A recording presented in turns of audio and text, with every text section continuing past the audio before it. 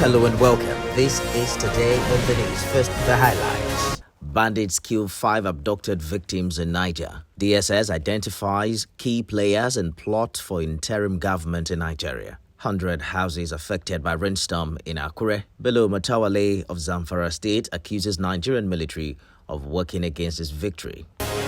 After about 2 weeks in captivity, no fewer than 5 out of the over 60 people abducted from Adunu in Kafin-Koro district of Paikoro and Beni in Munya local government area of Niger state have been executed by their abductors for failure to meet the deadline given by gunmen for the payment of 100 million naira ransom they demanded. Among those killed is a retired police officer, Moses Tanko, also known as Arada System, and another 7 police officer whose name was not immediately ascertained as at the time of filing this report. The 2 victims were among those abducted from Adunu village 2 weeks ago. The Department of State Services has identified some key players in the plot for interim government in Nigeria.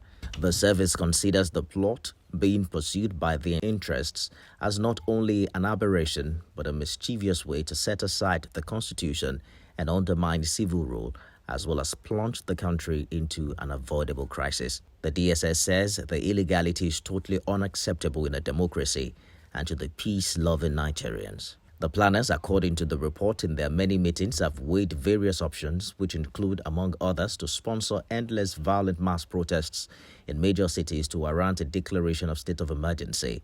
Another is to obtain frivolous court injunctions to forestall the inauguration of new executive administrations and legislative houses at the federal and state levels.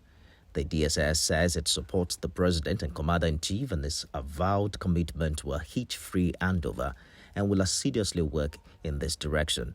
It also supports the Presidential Transition Council and such other related bodies in the states. It says it will collaborate with them and sister security as well as law enforcement agencies to ensure seamless inaugurations come 29th May 2023.